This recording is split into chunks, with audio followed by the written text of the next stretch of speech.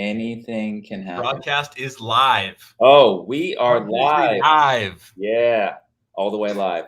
Hello, everyone. My name is Brandon Leon. I am a real estate agent here in the Sacramento area, specifically Placer County, helping families pursue dream home ownership, and helping only a few people move out of the area because everyone loves it here, right, Keith? I am here joined by Mr. Keith Collins. I'm Keith Collins, mortgage originator. Been doing home loans for the last 18 years. Absolutely love it. And I'm a little bit more national these days. Been doing home loans for 18 years in Northern California, but presently residing in Tennessee.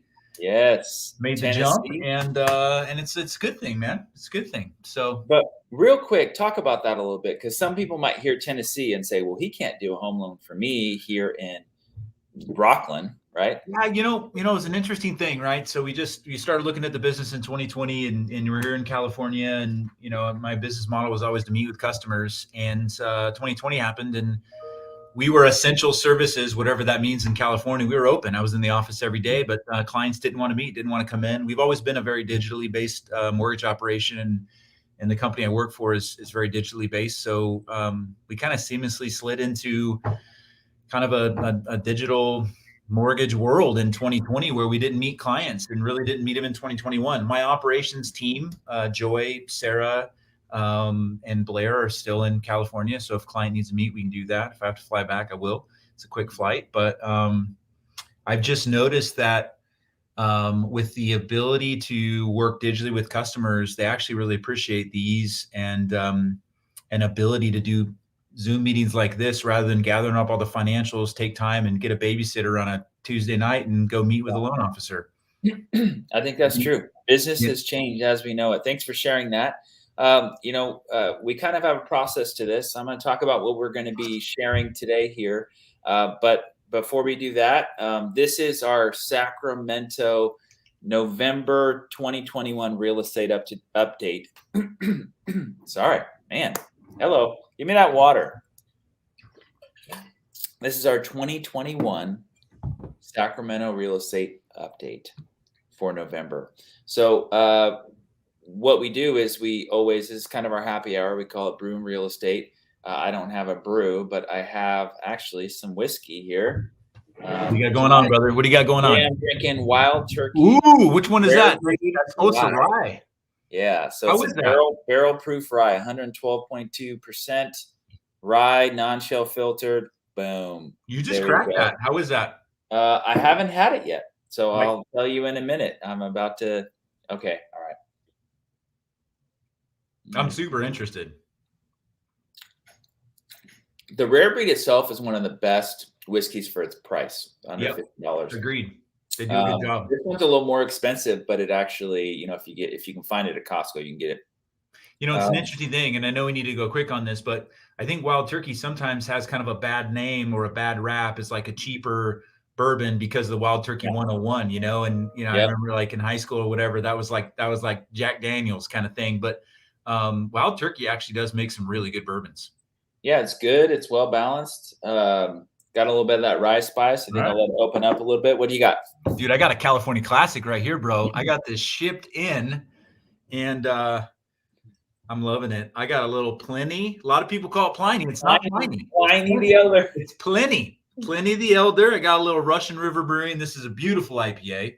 And it's probably one of my favorite beers on earth. So cheers. Yes. In a Coda Brewing cup. Love it. Guys, if you're joining us, what are you drinking right now? Post a picture, let us know, put it in the comments. We love to see what you're drinking. It's happy hour somewhere. You might not be at 3:00. We normally don't, but it's fun for the show. So let us know what you're drinking. If you're here, give us a thumbs up. Give us a comment that you're here. We'd love to hear from you. We are here for you guys. Ask us anything. Whatever questions you have, we want to get those answered. This is really not only just a chance to update you on what's going on in the market, but really just answer the questions that you're dealing with right now in your process, whether you're buying or selling or thinking about refinancing or just curious on what's going on in the market. You hear these crazy headlines, right? Like one of the things we're going to talk about is Zillow and why they stopped buying homes. and the effect that could have on the market. That's an important conversation to have.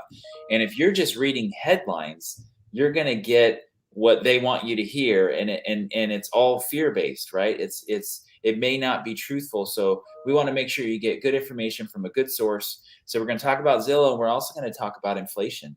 And that's an important topic that Keith's going to cover. We're going to also cover interest rates. Some of you might have heard the interest rates have increased, and they're slated to increase, throughout all 4 quarters of this year. So Keith is going to kind of talk about that a little bit and how that could affect your home buying process or refinancing. So those are some of the things we're going to talk about. But before then, we have our dad jokes segment. We're only doing one, or are we doing 2? I just need to know which one I'm grabbing. Go ahead. You can do 2. It's fine.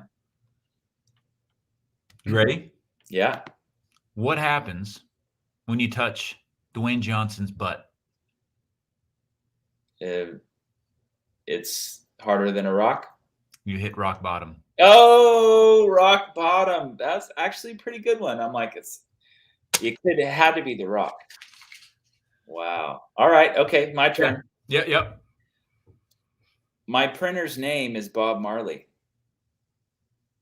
because it's always a jamming. That's good. Like, only because I hate my printer. It jams all the time. Jamming. I got one more for you. Ready for this? All right. Do it. How do you follow Will Smith in the snow? How? You follow the Fresh Prince. Ooh, the Fresh Prince. I like it. You like that? I like it. That's good. All right. My last one. What concert costs just 45 cents? It's like a Nickelback or something, right? What is it? A 50-cent concert featuring Nickelback. 50-cent concert featuring Nickelback. Yep, absolutely. That's a good one. Oldie but goodie. Cheers, brother. Yeah. Cheers. Cheers to everyone watching. Okay, rock and roll. What do we got, dude? Let's get this rapid fire market update. Let's get into the content here. Yes, sir. So some of you know this month, earlier at the beginning of the month, Zillow, epic failure. Yeah, the epic failure. We call this Zillow's big fail, right? Which is unfortunate because like 2,000 people lost their job in that department, but Zillow failed big time in this. Zillow will be reducing their workforce 25%. And yes, a lot of people lost their job. And we're calling this Zillow's big fail. They announced that they will no longer be buying homes. They for the past year or two, they've been buying homes, known as an iBuyer. So those of you that don't know, an iBuyer is places like Zillow, Open Door, Offer. Internet buyer. They will come in and they will offer you a price on your house. Digitally. Now, the problem is they offer you this price, and the price always looks amazing, but you're typically going to pay 8 to 14% what you would think commission. So 8 to 14% of your sales price you're paying on these transactions when you're selling your house, and the number that they promise is almost never the number that you get. Not only that, they usually will bring in someone from their own team to do inspections, and then they'll request that all inspections or all repairs will be done. So you could have $10,000, $12,000, $15,000 in repairs, and they will request those to be fixed. So it always sounds good, and it was a big hype, especially when Zillow came to the game, because Open Door was kind of one of the main players, and Zillow came and they were buying up houses, and they didn't have a huge part of the market share. I would say as of right now, we're in a lower inventory this time of the year. But between all of the iBuyers, I think they own about 10% of the market in Sacramento of active homes. iBuyers own 10% of the market of active homes in the Sacramento area. Interesting. We have a lower inventory right now. Yeah, for sure. Yeah. So I'm when you put that in context of actually how many homes they own, it's not thousands. Yeah, it seems like a big number. Yeah. But this is active homes, and the reason why they're active is because they can't sell them because they just bought them 3 to 6 months ago, and now they're turning around and try to sell it for a profit. And so I kind of want to talk about their failure. Super thin margins. Right. Super thin margins. So places like OfferPads and Open Door, they found a way to make money. right? Not really. They still have not turned. OfferPad has not turned to profit. They're saying it's interesting, and I know I'm getting off topic, but they have not turned to profit. They're finding a way to make money to keep the lights on. They're finding a way to, they're not, let me rephrase that. They're not finding making a way money to in stay real in estate at the business. moment. Yeah. They haven't figured out how to actually make a profit, right? Yeah. But when you look at Zillow's big fail, there are a few things like how can they fail this badly when we've had massive price increases? COVID completely changed the game, and the market went pretty crazy. It was unpredictable, but as that happened, like that's kind of one of those crazy things. Like we had price increases, and they still couldn't be successful, right? Another thing really to think about is Zillow's losing isn't necessarily about the market. They came in and they wanted to be number one. Like they came in, they wanted to compete with Open Door. They were losing massively on every property. And I've had conversations. I've actually had times where I've had to tell my clients this year, one of them, they said, hey, Zillow is offering me this amount of money. And I had to look them in the eyes and say, look, I hate to say this because this affects me and what I do. There's no possible way you are going to get that on the open market. Like, I don't know how they're offering this, and I hope it's true. And of course, when they went through the process, they didn't make as much money as they thought. But I think it was still maybe beneficial for their situation. Well, yeah, Zillow still bought it for way more than what the market would way have more. And I think that what that all boils down to is real estate. Residential real estate is local. Yeah, that's what it is. Residential real estate is local. You have two neutral parties mutually agreeing upon price based on what they believe to be value. But when you have an institutional buyer coming in and trying to take over the market in that standpoint, you've completely lost that. And I think they lose grip and reality as to what price really truly is in that local market. Yeah. Yeah. And I mean, what does it take to be number one in anything? It takes sacrifice. And they sacrificed any kind of money that they could create. Yeah. or success or anything else. I mean, they were winning. They were buying properties. I think the big message here, though, and this is a conversation that I've had with some buyers recently, and even some people are thinking about selling, is this is not an indication of issues in the real estate market. This is a company that bet big and didn't have it right and failed.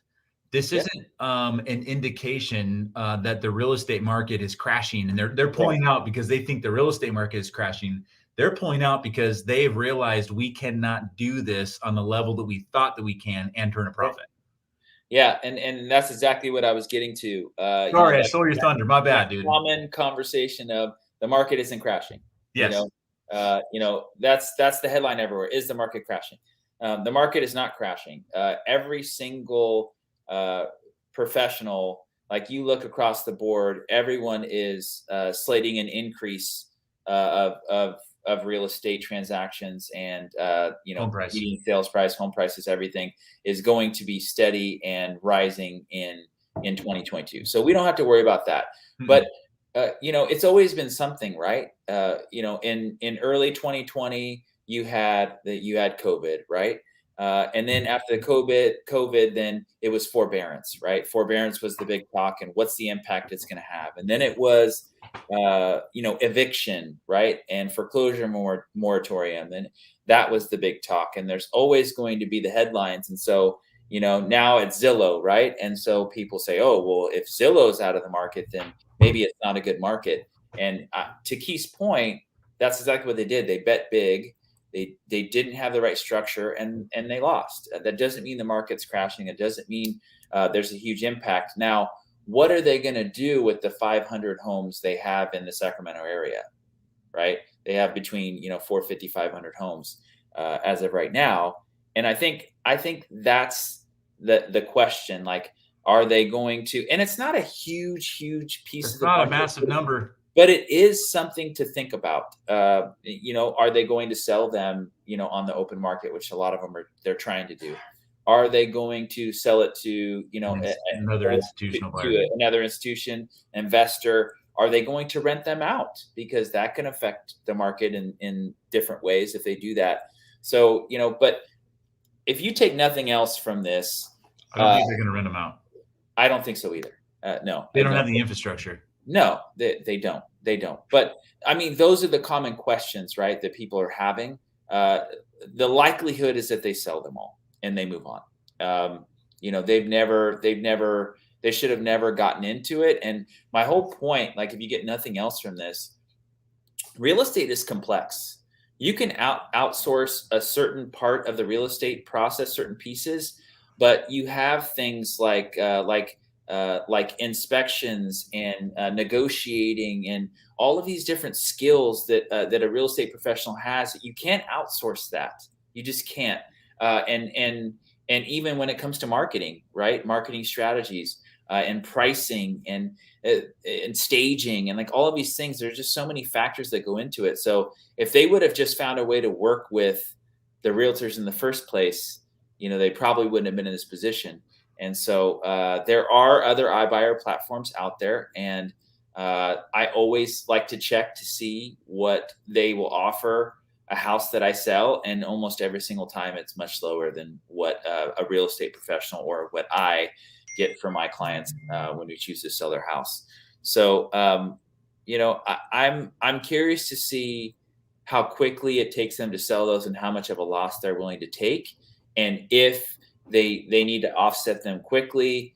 That's kind of my thought is, okay, if they do several price reductions and they end up selling it, like, is it going to affect pricing in specific neighborhoods? I think if they had a larger number of homes, it would have a larger effect. But here's an interesting thing: as I'm talking to an appraiser the other day, and we're just having a conversation, they are now marking down. Hey, when they're doing an appraisal, they're looking for active homes, pending homes, ones that have sold. They're looking for homes in similar size and condition. Now they're marking, if they have a subject property, a home they're appraising, and then they have a home that they're using as a comparable, they're going to mark that this home was bought by Zillow and turned around and listed for sale or sold. Like, they'll mark that now, and they will adjust accordingly. So it's now, at least appraisers are aware. So I don't think it's going to have as big of an effect on the market as some people might believe, because they see Zillow everywhere. And it's that whole, like every single iBuyer was Zillow and there's thousands. It's like, no, there's 500 in Sacramento area. It's not really that many homes. So closing thoughts on the Zillow convo, Keith. There's an interesting conversation too, is, what Zillow has done and what they built their whole company off of is their Zestimate. And that Zestimate is basically a real estate indication as to what your home's value is. And it's an interesting conversation in the real estate community where we kind of make fun of it every once, because it's not necessarily accurate. And so people really rely on Zillow's estimate as it to be kind of the gold standard for real estate from a consumer standpoint. But if they couldn't figure out real estate values in an iBuyer situation, I think, it's an important thing to understand that Zestimate, although is an interesting thing to tell you kind of maybe indication of what the market's doing, it's not an indication of what your home is, your home and your home's value. Like, real estate is local, real estate's emotional. And we got to work with the individual people that understand that local market the best to figure out what your home's worth and what it should sell for. Absolutely. Great point. When you think of technology, those are great places to start. It could be an indication of value. Absolutely. But you need to have someone actually look at the data, compare apples to apples, being able to look at other factors other than what the AI can create. However, there are some AIs that are better than others, like HomeBot, for instance. I think HomeBot is a great program that is much more accurate than Zillow. Do you want to talk a little bit about HomeBot and what that is? Yeah, I think HomeBot's really cool because, and we talk about that. I mean, that's why Zillow won. The reason why this estimate is so popular is the real estate asset is potentially the largest asset a customer has, an individual has, right? The largest debt and the largest asset. Yet we really don't get any information as to what the home's value is, and is it going up, is it going down? And even me, the first thing I see when I see a new for sale sign pop up in my neighborhood is, how does that house impact the value of my house, right? Because it's my largest asset. And we don't get that information. And that's why Zillow won, because someone can type their address and Zillow tells them what the home price is. I think that's where HomeBot really comes in, is you get a monthly email as to what your home's value is. But I think the cool part of HomeBot is it's interactive with your real estate agent. It's not a sales tool, but what it is, though, is you can tune your value, but we can also tune your value. And when going back to the idea that real estate is local, Brian and Leon can go in and tune your value. And then that value stays with what the market's doing. Market's going down, the value tunes down. The market's going up, the value tunes up. So you get that kind of digital, quick information of what your home's value is, coupled with the information of a local real estate professional. Yeah, it's free. And that's great. And it's free. Yep. And so if you guys are interested in that, getting that monthly update, being able to tune your value, also being able to reach out to someone like myself who, if I decided maybe it was time to move on or sell my house, or then I'd be able to at least tell you, hey, here's how much money you would make. Here's how much it would sell for open market. Here's how much money you would make. Here's how quickly you can move. It kind of starts that conversation. I think it's a very helpful tool.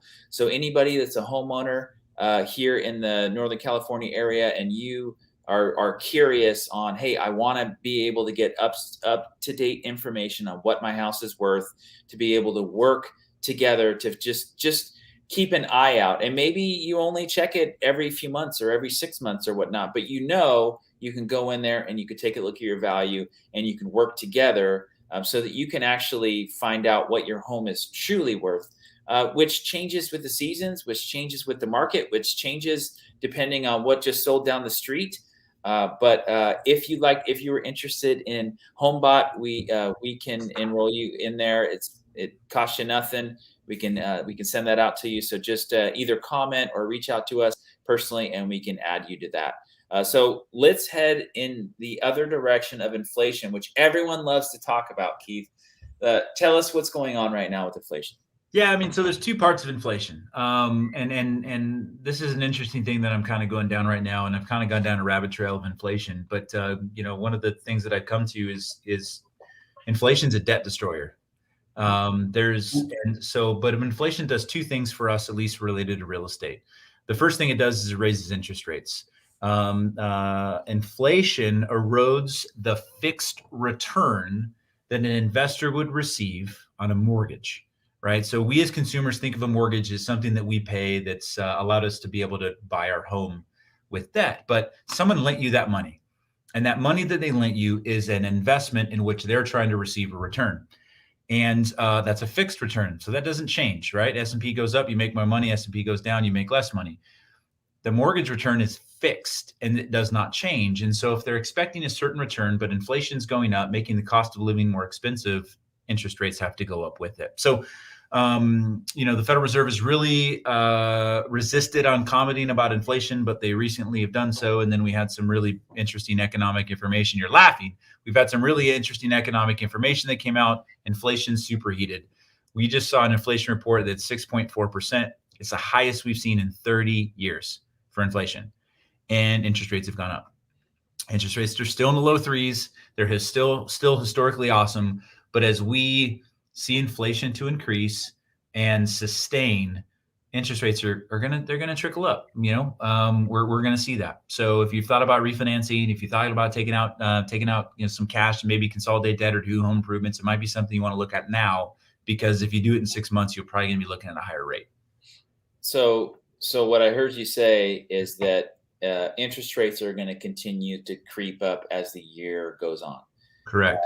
So that's happening. So the opportunity here for you, if you're listening, is to, if you did want to refinance and pull some cash out, right now would be a great time. Or if you're looking at selling at a higher amount with where the market is and potentially purchasing, just keep in mind that interest rates are lower now. So if you were to sell now and purchase, you'd be in a better position with buying power than you would be later on in the year. So if you're on the fence of the timing, the earlier the better if you're going to sell and purchase, or if you're going to purchase, because I love how Keith explains it. When we go up 0.25% in interest rate, how much buying power do we lose?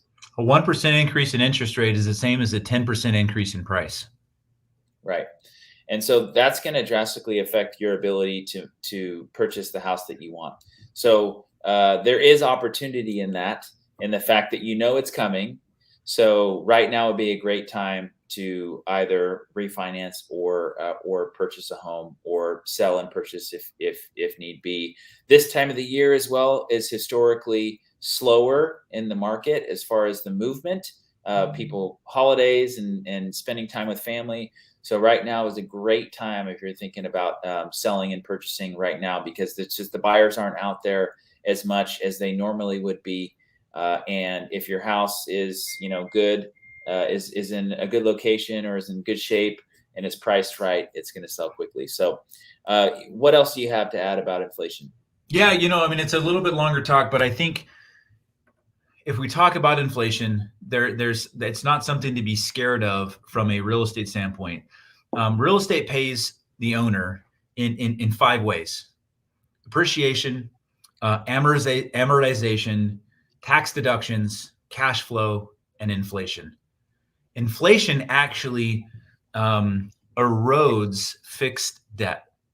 And so, and this might be a longer talk, maybe in the next brewery that we kind of dive into, as to why, if we're seeing an inflationary environment, the thing that you should run to is real estate with a fixed debt, or a appreciating asset with a fixed debt. And really the basis behind this is what stays constant when we see inflation occur. And it's fixed debt. So if you were to go back like 1970 and ask, okay, what was the average house price? Much lower than it is today. But what was the average household income? Much lower than it is today.